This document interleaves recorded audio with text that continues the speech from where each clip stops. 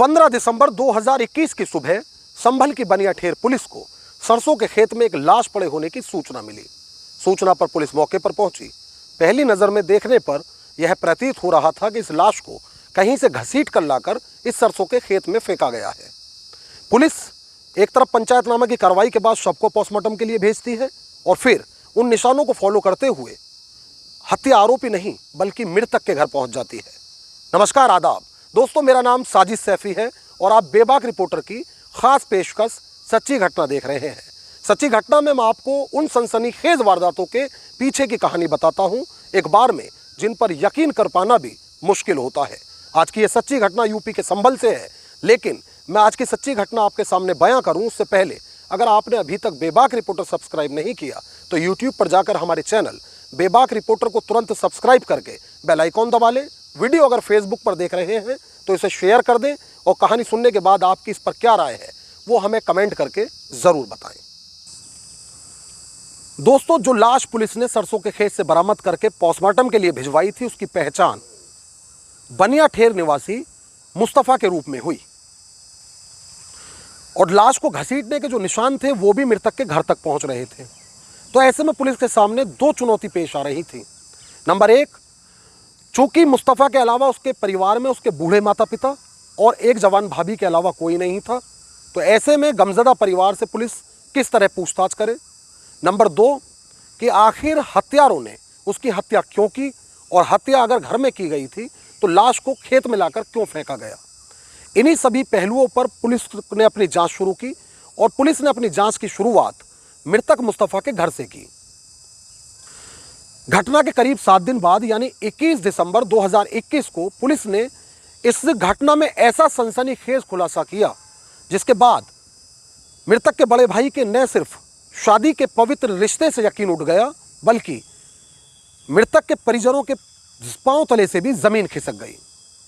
दोस्तों, पुलिस ने बताया कि मुस्तफ़ा की हत्या किसी और ने नहीं बल्कि उसकी जवान भाभी ने की थी। पुलिस ने दावा किया कि जब मृतक का बड़ा भाई अपने परिवार के उज्जवल भविष्य के लिए उस गांव से दूर किसी शहर कामकाज की तलाश में गया हुआ था और वो वहां रहकर अपने परिजनों का भरण पोषण करने के लिए पैसा कमा रहा था, उस दौरान मृतक मुस्तफ़ा की भाभी के सैफ अली नाम के एक युवक से अवैध संबंध बन गए। चूंकि मुस्तफ़ा का भाई बाहर शहर रहता था तो ऐसे में आरोपी भाभी को जब कभी मौका मिलता वो सैफ अली को अपने घर में बुला लिया करते थे। ऐसा नहीं है कि मुस्तफ़ा ने पहली बार अपनी भाभी के कमरे से किसी तरह की आवाज़ सुनी हो, लेकिन पहले वो इन आवाज़ों को अनदेखा कर रहा था और घटना की रात जब उसे अपनी भाभी के कमरे से तरह तरह की आवाज़ें आ रही थीं तो वो दरवाजे पर जा खड़ा हुआ। देवर ने दरवाज़ा खटखटाया। ऐसे में भाभी के इसलिए हाथ पांव फूल गए, चूंकि भाभी जानती थी कि आज समाज के बीच, परिवार के बीच उनकी पोल खुलने जा रही है। कुछ देर मृतक की हत्या आरोपी भाभी और उसका प्रेमी सैफ अली अंदर बैठे हुए प्लान बनाते रहे। फिर मृतक की भाभी मुस्कान ने दरवाज़ा खोला और दरवाजे के पीछे सैफ अली को छुपा दिया। जैसे ही मुस्तफ़ा कमरे के अंदर दाखिल हुआ तो पीछे से सैफ अली ने उसके गले में दुपट्टा डाला और इन दोनों लोगों ने मुस्तफ़ा की बेरहमी से हत्या कर दी। जब ये दोनों लोग मुस्तफ़ा को कत्ल कर चुके थे तो इनको समझ नहीं आ रहा था कि अब इस लाश को किस तरह और कहाँ ठिकाने लगाया जाए।